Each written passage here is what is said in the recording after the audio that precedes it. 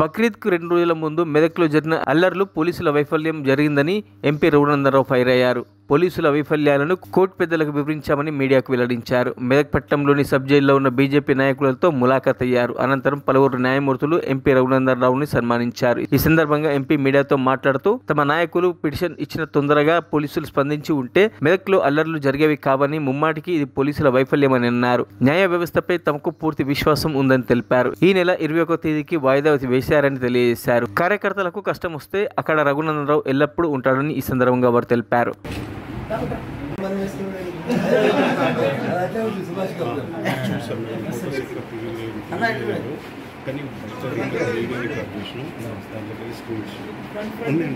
ఘర్షణలో పోలీసుల వైఫల్యాలని stitch in time saves 9 అని చెప్తారు. అంటే ఏదైనా చొక్కా కానీ కోటు కానీ చిరుగుతుంది అని అర్థమైనప్పుడు మొదటి దశలోనే జాగ్రత్త పడి ఒక కుట్టేస్తే ఆ కోటు మొత్తం చినిగిపోకుండా ఉంటుంది. దాన్నే ఇంగ్లీష్ ప్రావర్బ్ చెప్తారు, ఏ స్టిచ్ ఇన్ టైం సేవ్స్ 9 అని. ఉదయం 11:30కు పోయి కంప్లైంట్ ఇచ్చినప్పుడు పోలీసులు నిర్ణీత సమయంలో నిర్ణీత విధంగా స్పందించి ఉంటే మెదక్లో ఉన్నటువంటి ప్రశాంత వాతావరణం చెడిపోయేది కాదు. ఇక్కడ ఎవరికి కూడా ఉద్దేశం లేదు, ఎవరు కూడా ఉద్దేశపూర్వకంగా ఎట్లాంటి హింసకు పాల్పడలేదు అనేటువంటి అంశాలని గౌరవ కోర్టు పెద్దల దృష్టికి తీసుకురావడం జరిగింది. మా ఇరుపక్షాల వాదనలు విన్న తర్వాత పిటిషన్ 21వ తారీఖు వాయిదా వేసినారు.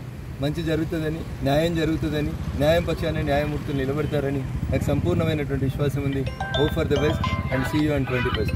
కార్యకర్తలకు కష్టం వస్తే బరాబర్ వస్తామని చెప్పినాం, వస్తాం. నాకు తెలిసినటువంటి అన్ని వృత్తులలో కార్యకర్తల కోసం పనిచేస్తాం. మా పార్టీ బలమే కార్యకర్తల బలం.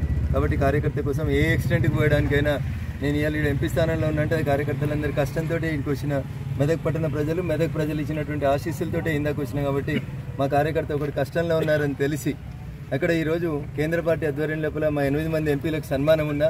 నాకు సన్మానాలు శాలువాలు కాదు, నాకు కావాల్సింది కార్యకర్త కష్టంలో పాలు పంచుకోవడం అనేటువంటి ఉద్దేశంతో మెదక్ రావడం జరిగింది. ఈ కేసుని చాలా రోజుల తర్వాత కోర్టేసుకున్నాను. మంచి జరగాలని, జరుగుతుందని ఆశాభావాన్ని వ్యక్తం చేస్తాను. మరిన్ని అప్డేట్స్ కోసం మా ఛానల్ని సబ్స్క్రైబ్ చేయండి.